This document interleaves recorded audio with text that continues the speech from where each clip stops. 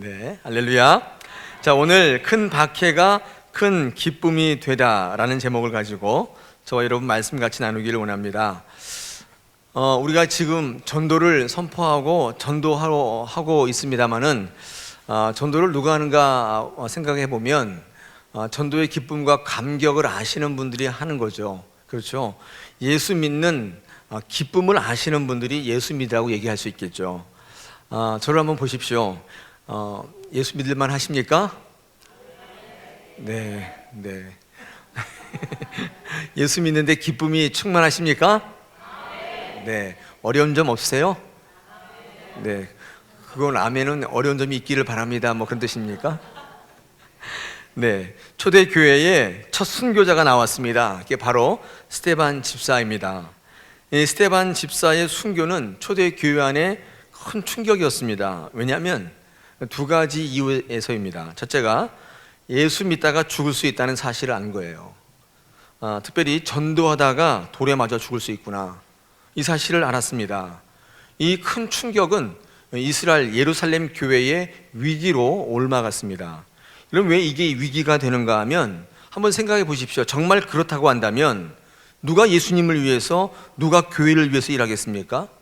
전도하다가 돌에 맞아 죽을 수 있다면 여러분 전도하시겠습니까? 그렇죠. 전도할 수가 없단 말이죠.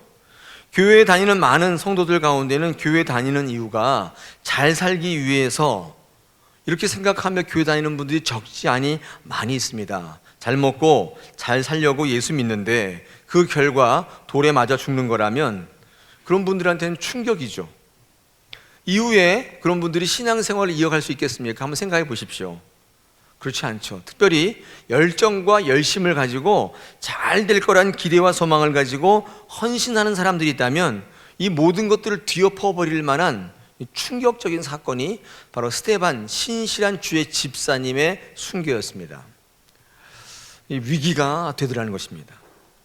오늘날도 신앙생활 하다가 위기를 맞는 분들이 있지 않습니까? 대부분 어떤 분들이냐면 이런 거죠.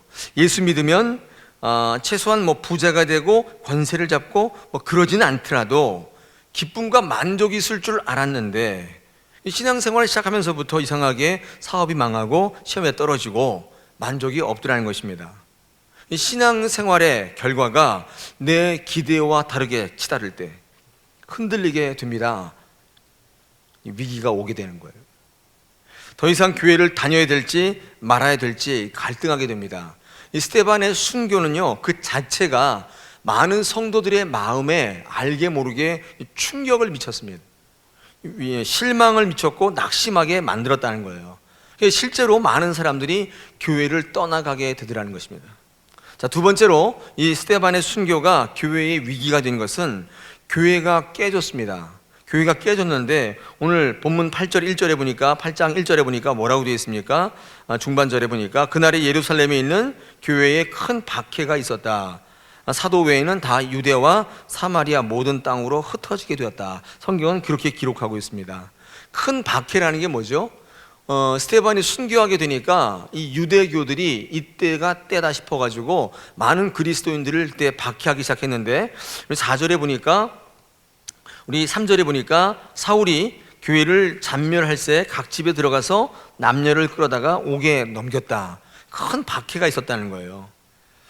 이 박해로 말미암아 많은 사람들이 내적으로 예수 믿으면 저렇게 죽게 되는구나, 내적으로 충격도 받았는데 이 외적으로는 유대교의 박해가 있어서 실제로 예수 믿으면 잡아가서 옥에 갇히게 되더라는 거예요. 여러분, 이 사실 때문에 신자들이 다 흩어지게 되었다. 성경은 기록하고 있습니다. 여러분, 이 신자들이 다 흩어지면 어떤 결과가 있습니까? 이 교회가 깨지는 거죠. 여기 지금 정부에서 예수 믿는 사람 잡아 죽인다고 해서 다 막 잡아가지고 체포하고 구속하면 여러분들 교회 안 나오실 거 아니에요. 교회 안 나오시면 어떻게 됩니까? 교회 운영을 못 하는 거죠. 여러분 다 잡혀가도 저는 여기 있겠지만 저도 잡혀가겠죠? 네. 저도 잡혀가고 다 잡혀가면 손은 누가 키웁니까? 네. 그러니까 신자가 다 빠져나가니까 헌금도 없고 운영할 수도 없고 그러다 보니까 교회를 팔 수밖에 없고 예배당은 사라지겠죠. 다시 말해서 신자들이 흩어지니까, 박해를 받아 흩어지니까 교회가 깨지게 되리라는 것입니다. 이 스데반의 순교로 말미암아 지금 교회에 큰 위기가 닥친 거예요. 자, 그런데 성경을 한번 주의 깊게 읽어보면요, 이게 위기라고 얘기하지 않고 오히려 기회라고 얘기하는 것을 우리가 바라볼 수 있습니다. 뭐냐면 이 스데반의 순교로 말미암아 성경은 오히려 위기로 교회를 몰아가는 게 아니라 겉모양은 교회가 성도가 흩어지게 만드셨지만 이것을 통해서 오히려 교회에게 기회를 주시고 교회에 영적인 유익을 주더라는 것을 우리가 발견할 수 있습니다. 그럼 그 첫 번째 유익이 뭔가 하면요, 성도들을 일꾼으로 세우게 되더라는 그런 유익이 있습니다. 이 교회가 박해를 받고 흩어지다 보니까 교회가 어떤 현상이 있냐면 이 교회 안에 일꾼과 그렇지 않은 사람들이 이렇게 구별이 되더라는 거예요. 이 교회 안에는요, 뭐 여러 가지 부류의 성도들이 있을 수 있지만 이 교회 안에는 주님의 제자가 있고 무리가 있다고 제가 말씀드렸죠. 자, 어떤 책에 보니까 이런 분류를 좋아하지 않던데 뭐 좋든지 말든지 이 교회 안에는 예수님의 목적을 따르는 주의 제자들이 있습니다. 이 제자들은 주님의 목적과 지향점이 똑같아요. 내가 고난을 받든지 또 내가 어떤 일이 있든지 예수의 생명 바라보고 소망 바라보고 그 목적 같이 따라가는 분들이 있습니다. 내가 영적으로 육적으로 내가 기도하는 것들이 이루어지든지 거기 관계없이 나는 주님과 함께 가겠다, 그런 분들이 있을 수 있죠. 제자입니다. 그런데 똑같이 주님을 따라다니고 같이 신앙생활하지만 무리는 뭐냐면, 무리는 예수님의 목적이 내 목적이 아니에요. 예수님을 통해서 뭘 얻을까 고민하는 분들이에요. 이런 분들은 똑같이 앉아 계시지만 제자라고 할 수는 없겠죠. 근데 뭐 어쨌건 큰 무리, 큰 뜻 갖는 다 모두가 다 제자입니다만은 이런 점에서 이 교회는 제자와 무리로 안 보이는 분류가 있습니다. 근데 교회가 핍박을 당하고 교회가 흩어지게 되면 이 두 부분이 확실하게 분류가 됩니다. 스데반의 순교를 통해서 주님은 분명히 제자와 무리를 구분하셨어요. 떠나가는 사람도 있지만 끝까지 교회를 지키는 사람들도 있더라는 것입니다. 여러분, 이 분류는, 이 구분은 굉장히 중요하게 됩니다. 왜냐하면 제가 교회를 목회를 해보면 어떤 사람에게 일을 맡겨야 될지 모를 때가 참 많아요. 그럼 사업을 운영하도 그렇지 않습니까? 여러 직원이 있는데 어떤 분에게 일을 맡겨야 그 사업이 승리할 수 있을까요?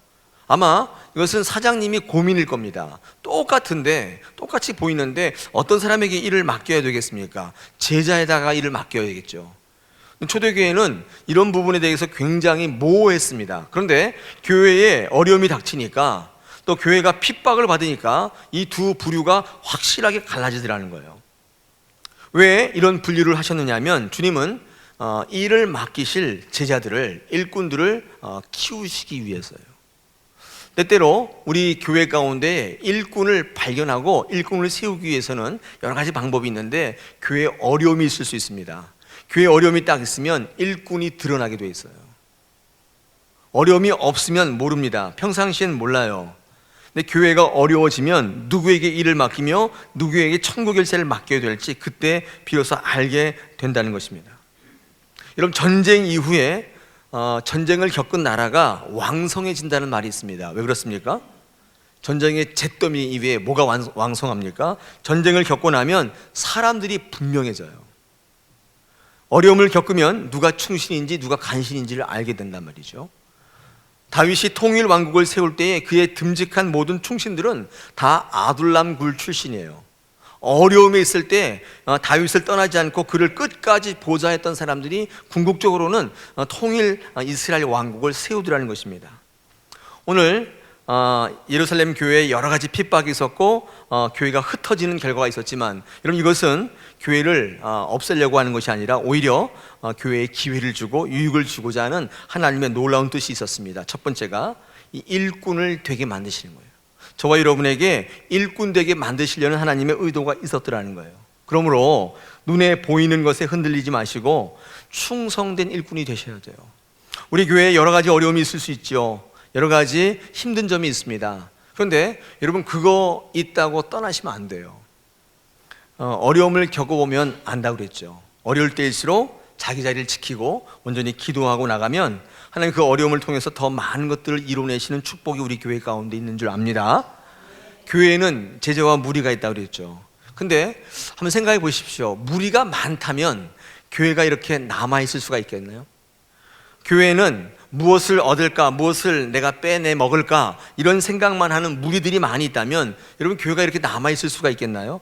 다 대형 교회, 큰 교회, 편안한 교회, 이것만 남아있어야 되죠. 그런데 주변을 한번 보십시오. 작은 교회들이 여전히 건재하고 있고 부흥을 경험하고 있고 하나님 앞에 그 사명을 감당하는 것을 보면 이 교회 안에는요, 무리보다는 제자들이 많이 있습니다. 저는 저희 교회가 20년 동안 여기 있었다는 것은 우리 교회 안에 무리들이 있지만은 그러나 제자된 삶을 사는 사람들이 더 많다는 거예요. 그게 저희 교회의 희망이고 소망입니다. 하나님께서는 그분들을 통해서 우리 교회를 향한 뜻을 반드시 이루시고 이 지역사회에, 한국사회에, 아니 세계 모든 사람 열방에게 교회된 역할을 감당하게 하실 줄로 믿습니다. 여러분, 예수님 그 초대교회 당시에도 많은 교회에 어려움이 있었습니다. 거짓 교사들과 이단들이 속출했고 계층 간의 갈등, 시기, 그 다음에 상처들이 난무했습니다. 자, 그럼에도 불구하고 교회가 2000년 동안 건재할 수 있었던 것은 그 어려움 속에도 자기 자리를 지키고 있었던 하나님의 일꾼들이 있었어요. 여러분, 이 일꾼들이 자기 역할을 감당했기 때문에 이 교회가 이 수없는 세월 가운데 자기 자리를 지킬 수 있었습니다. 저는 저희 교회에 어려움이 있다면, 저희 교회에 정말 환난이 있다면 그것을 우리로 하여금 일꾼 되게 하시는 하나님 뜻으로 알고 그 자리를 묵묵히 지켜나가시는 저와 여러분이 되기를 축원합니다. 일꾼 되기 위해서 반드시 아셔야 될 교회론이 있습니다. 그게 뭐냐면 오늘 성경 말씀에 어려움을 당하니까 다 신자들이 흩어졌다, 그렇게 성경은 기록하고 있는데, 흩어지는 이유 여러 가지 있습니다만은 여러분, 교회가 조금 올바른 길 걷지 못하고 좀 타락한 면이 있고 어려운 면이 있죠. 근데 제가 이렇게 목회를 해보고 신앙생활 해보니까 사람 모이는 데는 이 같은 어려움은 다 있는 것 같아요. 정도의 차이가 있습니다. 칼바르트가 이런 얘기를 했습니다. 지상 위에 완벽한 교회는 없습니다. 지상 위에 예수님 같은 인격은 없어요. 그렇기 때문에 완벽한 교회에 예수님 같은 인격을 목표로 삼으시면 참 이상하게 결과적으로 신앙생활하지 못하게 됩니다. 우리는 모여서 이 사람이 왜 이런가, 이 교회가 왜 이런가, 이렇게 이야기할 수는 있습니다. 근데 그것을 목표로 삼는 순간 우리에게 신앙생활을 떠나가게 됩니다. 신앙생활을 못해요. 그게 목적점이면, 왜냐하면 교회는, 이 지상의 교회는 완벽한 교회가 없어요. 다 불완전합니다. 그리고 여기 있는 분들도 예수님 같은 인격은 절대 나타나지 않습니다. 종말까지. 그러므로 오히려 이런 불완전한 교회 성도를 우리에게 주신 것은 의미가 있어요. 바로 우리 교회가 그 뜻을 이루는 명령을 받고 그 뜻대로 살라는 거예요. 그게 이 교회가 불완전한, 성도가 불완전한 이유예요. 여러분, 그것을 바라보며 비판하라는 게 아니라 내가 근신하며 내가 깨어있으라는 거예요. 여러분, 그럴 때 우리로 통해서 하나님의 뜻이 나타날 수 있습니다. 그러므로 하나님과 연결되지 않고 분리시키는 결과, 그 뒤에는 반드시 사탄이 있어요. 제가 제 눈에 보기에도 한국 교회가 이렇게 썩 100점짜리는 아니에요. 대형 교회들이 물론 여러 가지 병폐가 있고 타락이 있습니다. 그런데 그 생각을 가지고 무슨 교회가 이러냐, 이런 생각을 갖게 되면 하나님과 연결이 떨어지게 되고 분리하게 되는데, 결과적으로는 그것 때문에 제 신앙이 바닥을 쳐요. 저는 그냥 목사니까 그래도 제가 갈 길 가는데, 연약한 분들은 그것 때문에 교회에 안 다니고 신앙을 떠날 수 있어요. 만약에 그렇다면 그 뒤에는 사탄이 있는 거예요. 사탄은 그걸 노립니다. 하나님은 때때로 교회를 흩어버리실 때가 있어요. 왜요? 주님은 진정한 일꾼을 가리기 위해서, 세우시기 위해서 교회를 흩으세요. 오늘 성경에 나와 있는 예루살렘 교회들이 흩어짐을 당할 때 첫 번째 유익이 뭐냐면, 이 위기가 아니에요. 유익이 뭐냐면 진정한 일꾼들이 드러나기 시작한다는 거예요. 여러분, 중국 교회가 좋은 예 아니겠습니까? 문화혁명 이전의 중국 교회는 예수 열심히 믿었습니다. 정치적으로 공산당과 손잡은 사람도 있었지만은 정말 열심히 예수 믿었어요. 몇천 명의 기독교인들이 반혁명죄로 사형을 당하기도 하고 몇만 명이 수감되기도 하고 그랬습니다. 근데 결론적으로는 대대적인 핍박이 있었는데 1966년에 이 모택동이가 문화혁명을 선포하고 그런 사회주의 운동을 일으키지 않았습니까? 그때 모든 교회들에게 핍박이 있었습니다. 지상의 교회들이 다 흩어졌어요. 다 지하로 들어갔습니다. 그때 많은 우리 신학자들이 이렇게 얘기했습니다. 교회가 흩어지는 것으로 보았습니다. 교회 생명력이 끝나는 걸로 봤습니다. 중국 교회가 이걸로 끝나는 줄 알았어요. 하나님은 중국 대륙을 포기하는 것으로 이해하는 사람들도 있었습니다. 근데 세월이 좀 흐르고 나니까 그때의 그 문화혁명, 이 중국 교회를 흩으신 하나님의 뜻이 교회를 죽이려고 하는 게 아니라 교회를 온전하게 세우고 일꾼들을 발견하게 하고 그들을 세우기 위한 하나님의 방법이었다는 것을 발견하게 돼요. 10년 후에, 딱 10년 후에 1977년이죠. 1977년에 모택동이가 죽으면서 문화혁명이 끝났습니다. 그때 지하에 있던 교회들이 다 지상으로 올라왔는데 예전에 10년 전의 교회 모습보다는 완전히 다른 모습의 교회가 되어 있었어요. 첫 번째로 그 많던 종파들이 다 없어지고 딱 하나가 되어 통일이 됐어요. 그리고 그 전에 그렇게 이름을 내기 좋아하는 중국 사람들 이름 내기 좋아하지 않습니까? 근데 그 이름이 다 없어져 버렸어요. 오직 예수의 이름만 남아요. 지금도 중국 지하교회, 처속교회를 이끌었던 중국 지도자의 이름을 아는 사람이 별로 없어요. 이름이 다 없어져 버렸어요. 오직 예수의 이름만 남아있어요. 오히려 신자는요, 성도의 숫자는 굉장히 늘어 있었어요. 중국 교회의 흩으심, 위기였나요? 오히려 기회였다고요. 하나님께서 주시는 일꾼들을 세우시기 위한 하나님의 뜻이 거기에 있었어요. 그러므로 때때로 고난과 환난을 통해서 교회를 흩으실 때 위기가 아니라 기회로 보시는 눈이 열리시기를 축원합니다. 여러분 가정도 그렇지 않습니까? 때때로 위기가 오죠. 흩으실 때가 있잖아요. 그때 끝났구나. 이 절망은 교회를 깼듯이 절망과 낙심은 여러분 가정을 깹니다. 그런 게 아니에요. 하나님께서는 여러분 가정을 흩으실 때는 분명히 여러분의 예수 믿음을 새롭게 하시고 온전히 하나님 앞에 충성하시기 위해서 여러분 새롭게 빚어가는 과정이라는 사실을 꼭 기억하십시오. 성도에게 있어서 좌절과 낙심은 없습니다. 새로운 것들을 만드시는 하나님의 계획만이 있을 뿐입니다. 자, 보십시오. 하나님께서 왜 스데반의 순교를 통해서 예루살렘의 교회들을 더욱 단합시키고 하나 되게 하시지 않고 흩어버리셨을까? 성도를 새롭게 하고 일꾼을 세우기 위한 것입니다.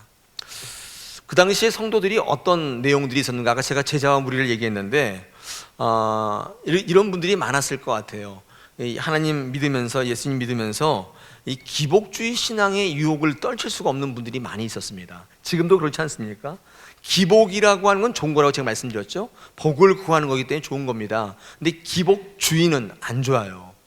이 기복주의의 대표적인 초대 인물이 누구냐면 아나니아와 삽비라입니다. 내가 헌금 드리는 것을 통해서 복을 받겠다는 거예요. 멋있어 보이기 때문에 헌금을 통해서 내가 추앙을 받겠다는 거예요. 내가 괜찮은 사람이란 이야기를 듣겠다는 거예요. 이게 기복주의입니다. 여러분, 이 기복주의를 갖고 있는 많은 사람들이 있었습니다. 돈 많이 벌고 출세하고 잘 나가는 거, 그 다음에 내가 신앙생활을 통해서 어떤 것을 이루는 거, 여러분 이것을 예수님 믿음으로 말미암아 받는 복이라고 생각하는 분들이 있었는데 우리 하나님께서는 스데반의 순교를 보면서 예수 잘 믿으면 이렇게 된다 보여주셨어요. 예수 잘 믿고 전도하면 이렇게 된다 보여주셨다고요. 여러분 그 안에 많은 사람들이 예수 믿는 것에 대한 의미를 새롭게 할 수 있었습니다. 저희 교회가 예수 믿는 것에 대한 정의를 똑바로 가졌으면 좋겠습니다. 예수 믿으면 내 모든 문제가 풀려나가고 예수 믿으면 내가 원하는 대로 살게 되고, 여러분 그거를 목적으로 삼으시는 순간 우리가 롱런하기가 어렵습니다. 하나님께서는 우리를 통해서 뜻하신 바가 있는데 그것을 이루기 위해서 흩어버리세요. 두 번째, 예루살렘 교회를 흩으시고 스데반의 순교를 통해서 우리에게 주시는 위기가 아니라 기회의 내용이 뭐냐면, 제가 이렇게 한번 제목을 만들어 봤는데 교회의 체질을 바꿔버리십니다. 이게 무슨 말인가? 그 당시에 많은 사람들은요 예수님의 지상명령인 전도하지 않고 교회에 앉아가지고 뭐 했냐면 서로 나눠 쓰고 또 나눠 먹고 우리들끼리 좋았다고요. 주님 언제 오시나 그거 바라보면서 주의 명령은 실천할 생각은 안 하고 우리들끼리 모여서 뭐 좋자고 얘기했어요. 저는 이걸 뭐라고 얘기하냐면 교회놀이라고 합니다. 교회놀이. 교회놀이가 뭐냐면 하나님의 명령 수행하지 않고 내가 좋아하는 거, 내 마음에 맞는 사람들 모여가지고 노는 거, 교회놀이입니다. 그 당시에 교회들이 하나님의 지상 명령인 전도 행하지 아니하고 종말 공동체로 모여가지고 언제 주님 오시나 내 모든 것들 다 내놓고 같이 먹고 같이 쓰면서 내 안에 갇혀 있었습니다. 하나님께서 이거 원하지 않으셨어요. 다 흩어버리셨어요. 하나는 전도 안 하고 그렇게 하니까 체질을 바꾸기를 원하셨습니다. 그 당시 종말 공동체를 주님은 전도 공동체로 바꾸기를 원하셨어요. 어떻게 하셨어요? 흩어버리셨어요. 그러니까 전도하더라는 거예요. 한 사람이란 영혼도 한 사람의 영혼이라도 더 구원하기를 원하셨어요. 그래서 교회를 허락하시고 공동체를 허락하시고 조직을 허락하고 많은 것들을 허락했더니만 그거 가지고 하나님 언제 오시나 바라보면서 아무 일도 안 하는 그 당시에 많은 교인들을 보면서 흩어버리셨어요. 여러분, 흩으니까 또 안주하는 자리를 떠나게 하니까 전도하기 시작하더라는 거예요. 오늘 4절 보십시오. 4절에 뭐라고 되어 있습니까? 그 흩어진 사람들이 두루 다니며 복음의 말씀을 전하게 되었다. 신기하지 않습니까? 흩어지니까 전도하더라는 거예요. 오히려 안주하고 있는 좋은 자리, 편안한 자리, 자원이 많고 돈이 있고 그런 자리에 있을 때는 전도 안 하더니만 흩어버리니까 전도하게 되더라는 거예요. 하나님께서 우리의 귀한 자리를 허락하셨습니다. 여러분, 그 자리를 가지고 어떻게 하셔야 돼요? 전도하셔야 돼요. 하나님 말씀 전하셔야 돼요. 전도 안 하면 어떻게 됩니까? 흩어버리세요. 제가 이 교회의 체질이 바뀌는 때가 언젠가를 이렇게 쭉 교회사를 통해 보니까 바로 스테반의 순교를 기점입니다. 그전에는 종말 공동체에서 아무것도 안 했어요. 근데 스테반의 순교를 통해서 종말 공동체에서 전도 공동체로 바뀌었습니다. 교회사를 공부해 보면 이 핍박이 많았던 시기만큼 교회가 강력한 시기가 없습니다. 여러분, 이때 비로소 이 예루살렘 교회가 지역 교회에서 전 세계 교회로 뻗어나가게 돼요. 놀랍지 않습니까? 그냥 내 안주한 자리 좋은 거 있으면 그때 그것을 가지고 세계적인 곳으로 이렇게 자라날 수 있을 것 같은데 오히려 그때는 내 안에 갇혀 있다가 다 떠나게 만들고 다 흩어지게 만드니까 전 세계적으로 커나가는 종교로 주님께서 만들어 주시더라는 거예요. 그러므로 스테반의 순교를 바라보면서 하나님의 뜻이 있습니다. 하나님은 한 사람의 외침으로 끝나는 게 아니라 한 사람의 순교로 끝나기를 바라신 게 아니에요. 이 스테반의 순교를 통해서 모든 사람이 하나님의 말씀 전하는 사람으로 서기를 원하셨다는 거예요. 그래서 흩으셨어요. 익숙한 자리로부터 이렇게 세워서 다 내쫓아 버렸어요. 그게 하나님의 뜻이었습니다. 우리는 성경적으로 그런 일을 얼마든지 찾아볼 수 있습니다. 하나님께서는 아브라함에게 명령하시죠. 창세기 12장 1절에 여호와께서 아브라함에게 이르시되 너는 너의 고향과 친척과 아버지의 집을 떠나 내가 네게 보여줄 땅으로 가라. 떠나라요. 그것도 고향과 친척과 아버지의 집을 떠나라고 합니다. 여러분, 고향과 친척과 아버지의 집은 뭘 의미하냐면 내가 가장 많은 도움을 받을 수 있는 기반이에요. 가장 든든한 백이에요. 내가 뭐든지 할 수 있는 기반이라고요. 근데 거기를 떠나버리래요. 효율적이지 않죠. 근데 왜 하나님께서 아브라함에게 이런 명령을 하셨습니까? 하나님의 생각에 가장 효율적인 것은 고향과 친척과 아버지의 집이 아니라 하나님 붙잡는 게 가장 효율적으로 보셨어요. 나가라는 거예요. 정처 없이 떠나라는 거예요. 흩어버리세요. 그러니까 아브라함이 믿음의 조상이 되더라는 거예요. 마태복음 10장에 보면 12제자를 파송합니다. 그때 이런 말씀 기록되어 있습니다. 마태복음 10장 9절 10절을 제가 한번 읽어보겠습니다. 너희 전대에 금이나 은이나 동을 가져가지 말라. 여행을 위하여 배낭이나 두벌 옷이나 신이나 지팡이도 가져가지 말라. 이는 일꾼이 자기의 먹을 것을 받는 것이 마땅하다. 그렇죠. 여러분 딱 읽으면 이게 이해가 안 가죠. 전도하러 가는데 돈도 가져가지 말고 무슨 장비도 필요 없고 아무도 지팡이도 가져가 신도 가져가지 말고 굉장히 비효율적이지 않습니까? 전도해 보시면 아시지만 뭐 필요해요? 돈 필요합니다. 돈 없이 전도 못 하는 것 같아요. 저희 교회도 지금 돈이 없어가지고 전도 좀 그래요. 근데 주님 말씀 읽어보니까 가져가지 말라요. 제가 놀랬어요. 그럼 주님 어떻게 전도합니까? 제가 놀랬다니까요. 특별히 옷도 갖고 하지 말래요. 아무것도 갖고 하지 말래요. 그럼 이유가 뭐냐면 야, 하나님의 일꾼은 하나님께서 먹여 살리는 게 마땅하지 않냐 이렇게 얘기하고 있죠. 왜 가져가지 말라는 거예요? 너희는 하나님 시켜서 일하고 있지 않냐? 하나님의 일꾼인데 뭐 자꾸 네가 딴 곳에서 구하느냐? 하나님이 주실 거야. 하나님 일 시키는 거기 때문에 하나님이 마땅히 주실 거야. 다시 말하면 전도할 때 비용, 장비 갖고 할 생각하지 말고 믿음 가지고 가라는 거예요. 전도는 믿음 갖고 하는 거라는 거예요. 저는 열심히 뛰어다니는 게 전도인 줄 알았습니다. 근데 나중에 알았어요. 믿는 게 전도예요. 뛰어다니는 게 전도가 아니에요. 믿는 게 전도예요. 사람은 믿으면 반드시 전합니다. 믿지 않기 때문에 안전해요. 그러므로 전도에 대한 실천의 역설은 의미가 없어요. 믿음이 중요한 거예요. 전도 가르치려면 무조건 믿음을 키워야 돼요. 이렇게 전도하고 저렇게, 그런 방법론이 아니에요. 전도는 믿음인 것입니다. 여러분 한번 생각해 보십시오. 다사랑교회가 지금 총동원 전도를 외치면서 전에 없던 거 많이 하고 있어요. 뭐 구호도 외치고 전도가도 부르고 많이 좀 뻘쭘하시죠? 이렇게 하시는 이유가 뭐예요? 이렇게 하는 이유가 뭐예요? 전도의 방법을 가리키는 게 아니에요. 믿음을 전달하기 위해서요. 내가 전도하지 않으면, 내가 이 생명을 구하지 않으면 하나님 앞에 아무것도 아니라는 사실을 여러분 알게 하기 위한 거예요. 이런 작은 불은 바람 때문에 꺼지지만 큰 불은 바람 때문에 오히려 더 잘 탑니다. 전도에 바람이 일려면 우리에게 큰 바람이 필요해요. 전도에 불이 타오르려면 큰 바람이 필요해요. 큰 바람 뭐예요? 믿음이에요. 믿음. 할렐루야. 하나님께서 초대교회를 스데반의 순교를 통해서 흩어버리신 이유가 뭐예요? 첫째, 일꾼을 세우시기 위해요. 둘째, 교회의 체질을 바꿔버려요. 놀자주의에서 전도주의로 바꿔요. 하나님 바라보면서 거룩거룩 이렇게 종말 공동체를 지내다가 하나님께서는 흩어지심으로 말미암아 전도 공동체로 바꾸신다. 자, 세 번째, 이 위기인 것처럼 보이지만 우리에게 주시는 유익이 있습니다. 그게 뭐냐면, 전도는요, 현실의 문제를 해결하는 통로이기도 합니다. 전도하면 내 요구가, 내 필요가 채워져요. 여러분 요구하시고 원하시는 것들이 있죠. 기도할 때 어떤 기도 제목이 있습니까? 뭐 사업이 어려우신 분들은 돈 좀 주십시오 이렇게 기도하는 분들도 있을 거고, 또 몸이 약하신 분들은 건강을 달라고 기도하는 분들 있을 겁니다. 또 자녀의 문제, 여러 가지 문제로 기도하시는 분들이 있는데, 여러분 이거 얻으시려면 어떻게 하면 된다는 거예요? 전도하면 된다는 거예요. 목사님 그런 말씀 하지 마십시오. 그런 말이 어디 있습니까? 있습니다. 7절 보십시오. 7절에 뭐라고 되어 있습니까? 많은 사람들에게 붙었던 더러운 귀신들이 크게 소리를 지르며 나가고, 또 많은 중풍병자도 못 걷는 사람도 나았다.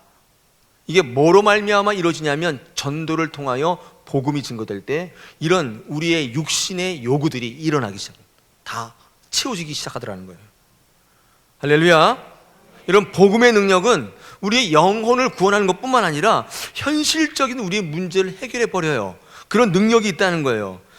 여러분, 궁극적인 전도는 그래서 영적인 성장뿐만 아니라 우리의 육신의 필요를 채우는 통로입니다. 여러분, 이 사실을 아는 분들은 별로 없어요. 기도해야 되죠. 기도해야 되는데 내 필요한 것들이 있다면 어때요? 밖에 나가서 복음을 전하고 전도하게 되면 이런 일들이 우리 인생 가운데 일어나게 되는 겁니다. 전도하지 않는 분들은 내 육신의 필요가 또는 요구가 채워지는 것을 경험하기가 어려워요. 제가 작년에 전도를 설교할 때 이런 말씀 설교한 적이 있습니다. 내 자녀들이 구원 못 받아서 너무 힘들어요. 내 남편이, 내 아내가 예수 안 믿어요. 그리고 아무리 얘기해도 자꾸 그릇된 길로 가요. 아무리 내가 해도 안 되는데, 내가 전도하고 교회 봉사하고 애쓰니까 하나님께서 준비한 다른 사람의 손길을 통해서 그 자녀가 완전히 변화되더라는 거예요. 그런 거 체험한 적 없으세요? 저도 그런 거 체험한 적이 참 많아요. 내가 아무리 기도해도 안 되는데 그거 차지하고 다른 사람을 섬기고 다른 사람을 내가 기도하니까 전혀 예기치 못한 손길을 통해서 그 문제가 해결되는 거예요. 우리 기독교의 복은요, 그렇게 임해요. 내가 구해서 내가 얻기보다는 내가 다른 사람 위해 중보하고 다른 사람을 섬길 때 전혀 알지 못한 손길을 통해 내 요구들이 일어나는, 전도가 얼마나 귀한 건지 몰라요. 여러분의 필요까지도 다 채워버리는, 여러분 영혼도 세우지만 여러분 필요를 채우는 통로가 된다는 거예요. 복음을 전하는 거죠. 여러분, 복음이 뭐예요? 기쁜 소식이죠. 가장 기쁜 소식이 뭐예요? 살려주겠다는 거잖아요.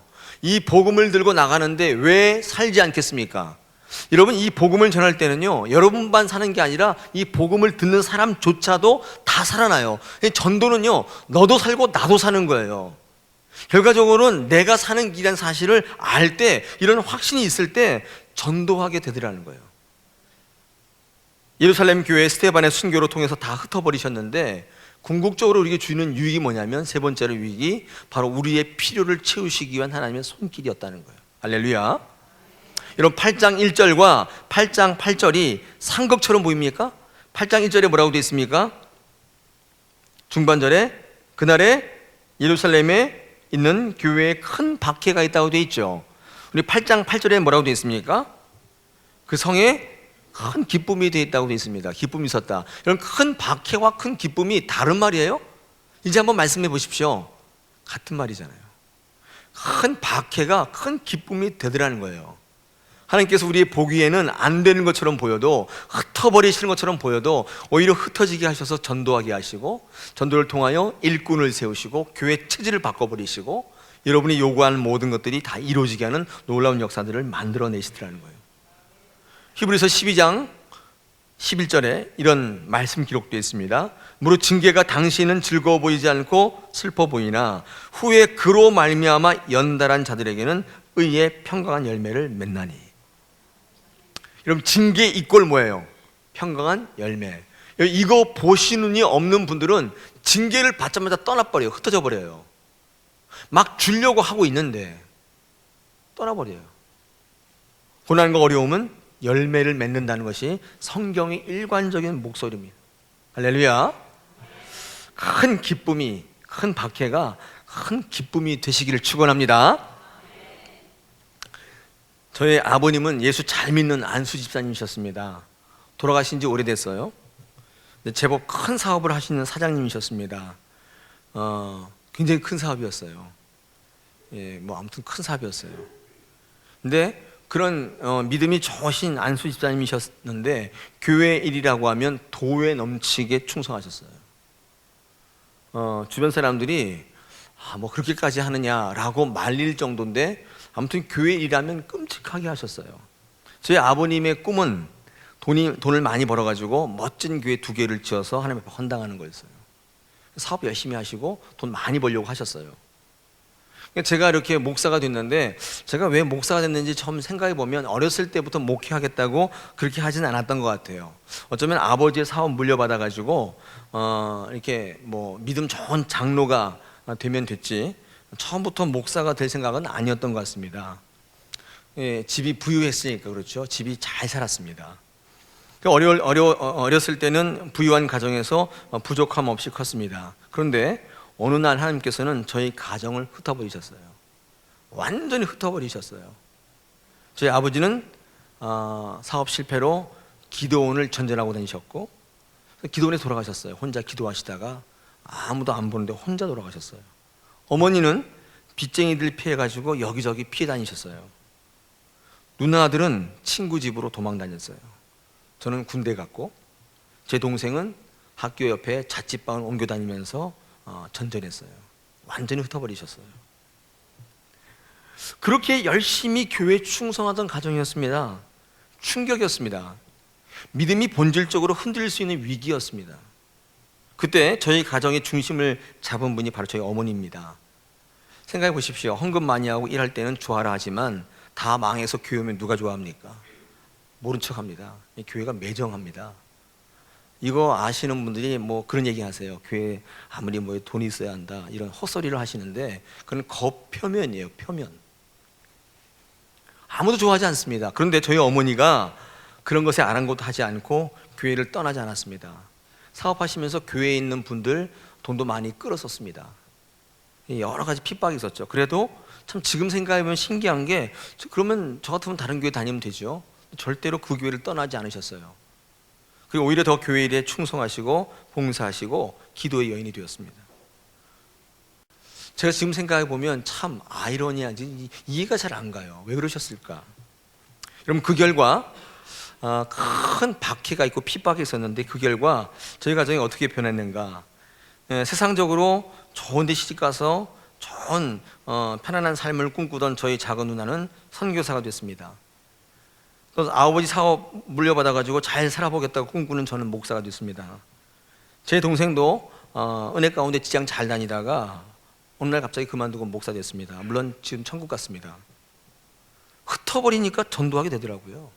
흩어버리니까 하나님 말씀 증거하게 되더라고요. 당시에는 큰 핍박이었습니다. 근데 지금 가장 큰 기쁨이 됐어요.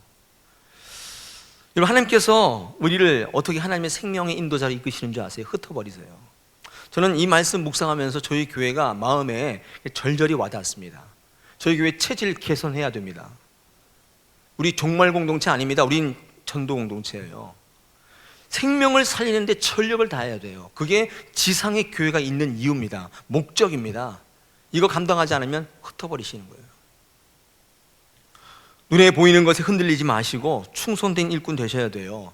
흩으시지만 그게 위기인 것처럼 보이지만 우리 교회의 기회일 수 있어요. 여러분 가정에 한번 적용해 보십시오. 위기입니까? 아니에요. 기회예요. 하나님 앞에 무릎 꿇고 하나님을 온전히 붙잡고 하나님 중심적으로 나가면 위기인데 기회로 만들어 버리십니다. 하나님의 역사예요. 하나님 그런 방법을 택하신다는 거예요. 그럼 가정에 교회 체질 바꾸셔야 돼요. 그렇지 않으면 하나님의 능력을 체험하기가 어렵다는 것입니다. 전도하면 여러분의 현실의 문제가 해결됩니다. 성경은 우리에게 기록하고 있습니다. 우리에게 말씀하고 있어요. 우리가 전도할 때 우리의 필요와 우리의 아픔이 상처가 치유되는 거예요. 그래서 고난이 기쁨으로 바뀌어 나가는 것을 목도하게 됩니다. 지금 우리는 거리로 나가야 돼요. 지금 우리는 믿지 않는 사람의 앞에 서야 돼요. 우리 다사랑 교회가 20년의 체질을 깨고 종말 공동체에서 전도 공동체로 가야 돼요. 그게 20주년에 이루어졌으면 좋겠습니다. 아니 한 술에 안 되겠죠. 그런데 점차 그 길로 가야 돼요. 선교하는 교회 되어야 됩니다. 선교하지 않는 교회가 아니에요. 하나님의 지상 명령이기 때문에 아무리 교제가 좋고 아무리 말씀이 좋고 예배가 강력하다 할지라도 선교하지 않으면, 이 시간도 이 초대교회의 스데반의 순교를 통해서 충격받은 성도들이 많이 있었습니다. 아마 저와 여러분 가운데도 그런 분들이 계실 수 있습니다. 그러나 하나님께서는 그것을 통해 오히려 하나님을 바라보게 하시고 더 큰 것을 주시기 위한 하나님의 계획이 있다는 사실을 깨닫고 좌절 낙심하지 마시고 오늘도 하나님 붙잡고 믿음으로 승리하는 우리 다사랑의 성도님 되시길 축원합니다. 할렐루야.